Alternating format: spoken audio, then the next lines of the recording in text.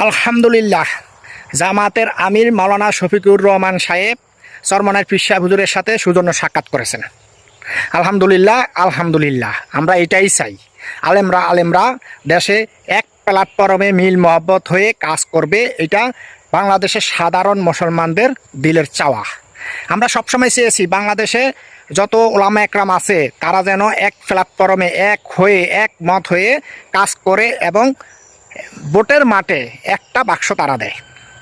কারণ বিভিন্ন দল মত বিভিন্ন বাক্স থাকার কারণে ইসলামের পক্ষে ভোট কিন্তু কম পড়ে। যদি সবাই এক হতে পারে তাহলে কিন্তু আপনি দেখবেন বাতিল শক্তি যারা আছে তারা কিন্তু তাগুত শক্তি বাংলাদেশ থেকে দূর হয়ে যাবে, বাংলাদেশে থাকবে না। তা আমরা এটাই চাই, বাংলাদেশের ওলামা একরাম সব এক হয়ে ভোটের মাঠে একসাথে লড়াই করার জন্য, সেই সাথে সাধারণ মুসলমানরাও আপনাদের সাথে থাকবে। তাহলে বিশ্বের কোনো তাগুত শক্তি বাংলাদেশের মুসলমানদের উপরে চোখ তুলে তাকাতে পারবে না, যদি বাংলাদেশের সকল মুসলমান এবং আলেমরা এক প্ল্যাটফর্মে কাজ করে।